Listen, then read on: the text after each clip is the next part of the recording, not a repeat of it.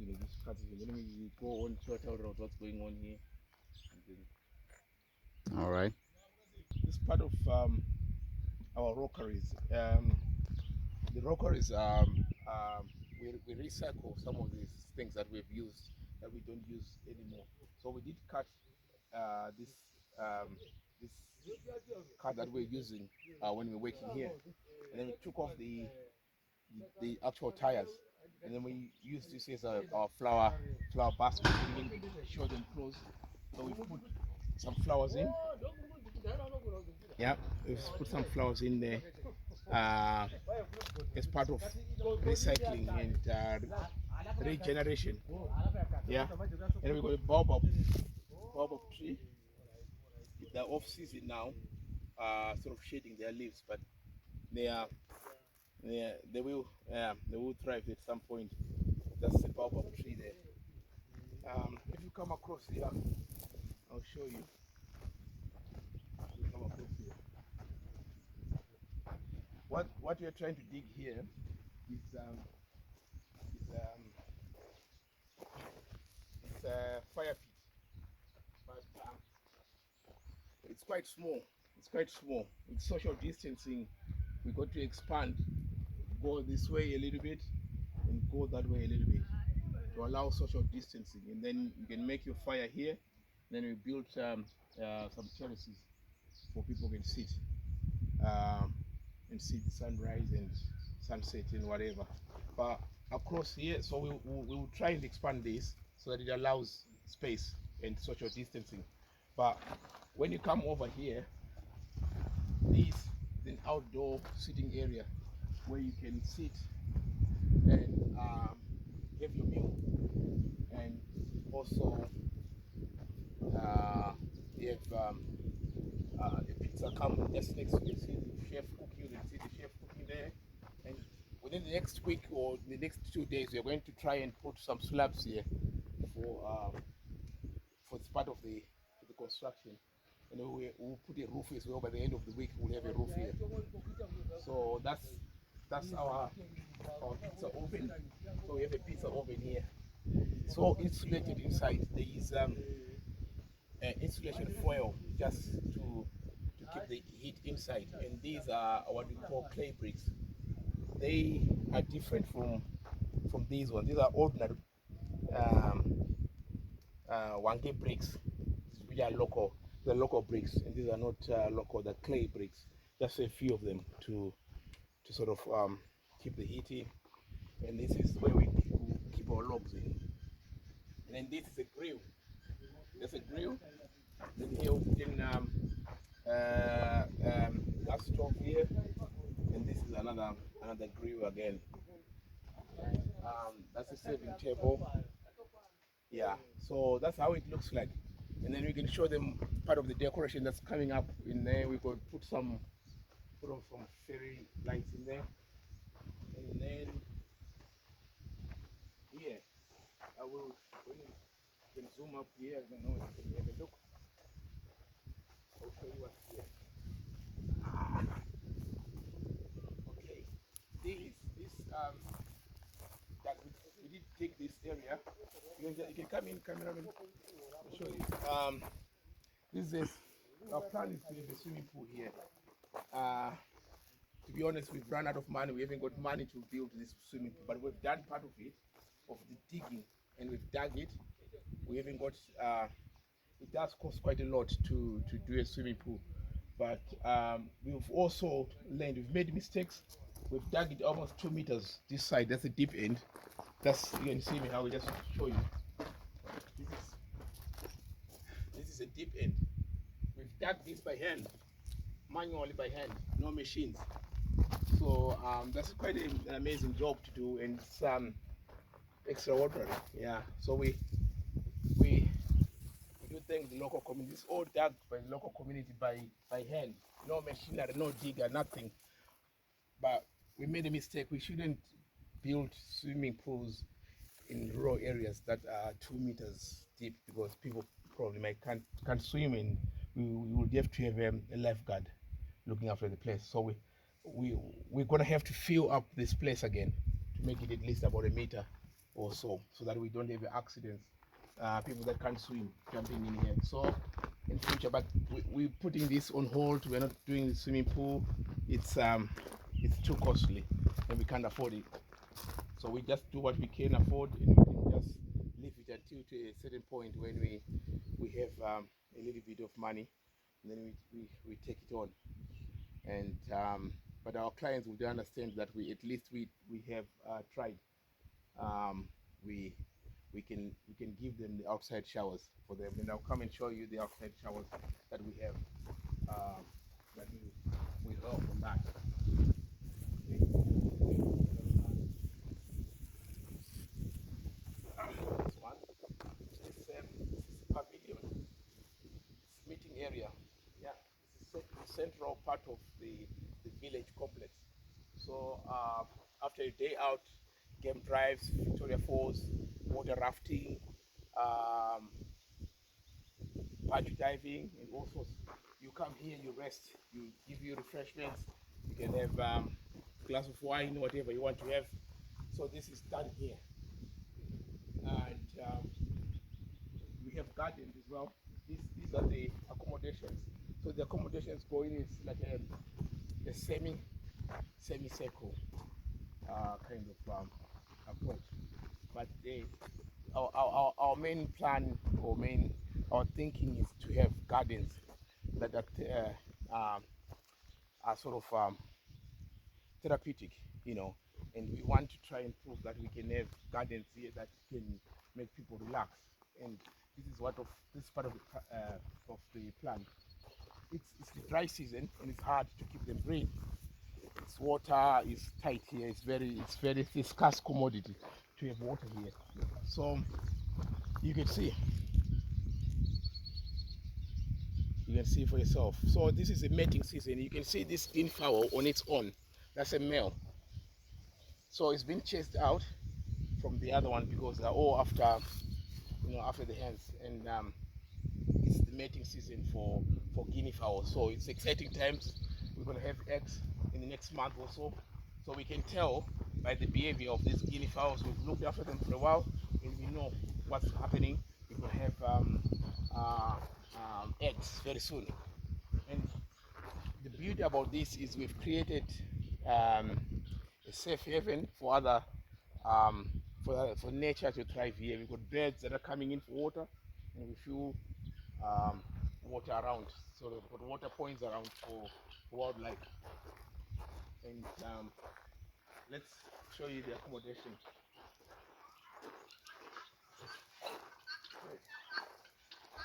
Follow me. So, right, this is one of the accommodations that he could have. It's still a lot of work to be done, but you can tell that quite a lot has already been put. No windows yet. That is the next thing, and these will get polished again as time goes on. And this is all hardwood done by regenerated wood that has been made to make these frames. Are very strong. These frames are very strong, and are made from local hardwood. And in here is standard. It doesn't look that nice yet, but you might be wondering what all these signs are. This was a position for a window, but we've closed it up. Just do one big window is $200. So by putting this down, we cut our costs, but we still maintain enough window and sunshine to come in, and enough ventilation as well. From that, there's quite a lot of thinking in terms of ventilation and just to make it comfortable. So if you come over this side, and I will show you, we've got our toilets. We're already setting up. By the end of this week, we'll have the toilets set up here, and the bathrooms will be done. So you have a shower, you have a basin, the toilet seat is here. It's all marked. Toilet seat here, the shower is here. So that's it. In this coming week, we are working on this. That's our main sort of goal, to do that. And yeah, very simple. We'll try and keep it very simple, and that's it. So out here you come, your view is always what you see as you come out. Yeah, and you got Boswell there, the elephant. And if you have time to Google, you go on Google and Google Boswell, the elephant, Manapus, and then you get more. Okay, let's come this way. So we'll go past Boswell, and then we'll see. We'll show you what the plumber is doing up there.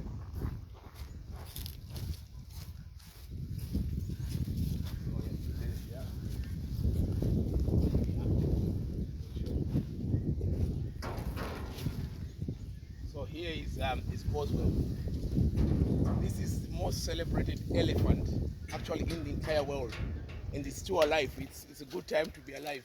And we are probably the only place that celebrates it as well. So Boswell is found in Manapus. This is part of the Manapus National Park. And it's looking after a generation of elephants and teaching it to stand on two legs. And it does that perfectly well. And we celebrate it here. And this is where it stands. But it's still alive, so you get a chance, Google Boswell Manapus and you find it. So there we are, life size. Come in, I'll show you.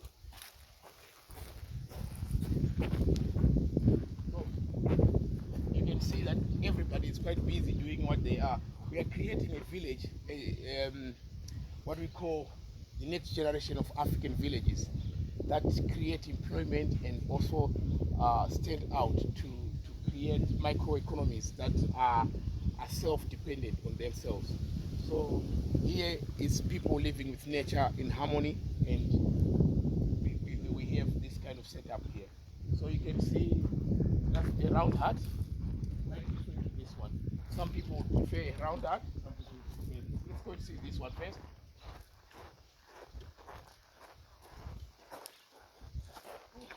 So you can actually see there's some work happening here. The plumbing is already going on.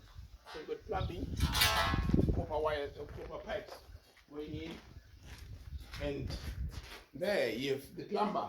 You have a plumber who's already setting the bathrooms. So the pace is going on quite well. So there we are, and this is the same kind of setup. And you can see, like I said, you will take down some of the windows because there were too many and probably will be too costly. So that is it, and good job done by the plumber there. So yeah, so that's what you see. So on this side, it's all wild. There's nobody who lives this side of the world. So we'll have a camping site over that side where people can camp. It's all wildlife coming all over the place. Anytime you can just see elephants in any of that. But and we've got lions as well. We've only just last week we had lions roaming around here. But we got to learn to live with nature, and that's it. And we talk about looking after the birds that are wild. We find giving them water is a good thing because they come here. While you are resting in the gardens, you do bird watching, and it's one of the activities we are promoting here. Bird watching is an exciting thing that our young boys here are actually practicing. The cameraman is also one of those who's training to be a content creator, and this is part of the project, a bigger project. So I'll show you someone. So when we look after these plants, I'm just going to show you an example. It's a dry region. Wanga is very, very dry. So the only way we can look after these plants is reusing these plastic bottles that we pick around, and they got water in it. So they're dripping water little by little, but at least they keep the plants healthy through the dry season. And it is proving to be a method that helps us to save water and also to keep the plants alive. And we are managed to do it because all what you see here is all these plants we planted them from seed. There are very few places you find people growing plants from seeds. They just just buy plants, but plants are very costly. So this plant would, if you were to buy it from a nursery, would be about $30. So $20 to $30. So how many plants would we need for this place? That's a lot. So we sort of get them as seeds around, and then we try and grow them. And this is part of what we've grown. But some have failed. We will see later on us planting some more trees of those that have failed. So it's never a success story all the time, but we continue to try and improve our method. So there we are. So we got the other big hut. So you can see this is part of the beauty that you see as you approach your hut. You know, we try and make our, nobody lives there, but we beautify the places, you know. And this is one of the huts. It's round. Yeah, it's round, and it's still got some of the materials that we are using for the next hut again that we are going to try and build. And it's got enough ventilation and enough lighting, enough windows. And this is the next generation of African huts that we are coming up with. And that one again, this one is still under construction. Yeah, that's the material there. We might be able to finish this one before the rains. We might be. So hopefully. So you can see we are trying to use every space that we have to make it beautiful. So these are the rocks. We pile them to make rockeries before we put plants in them. And I've always talked about my friends who are into fossil and all sorts of things.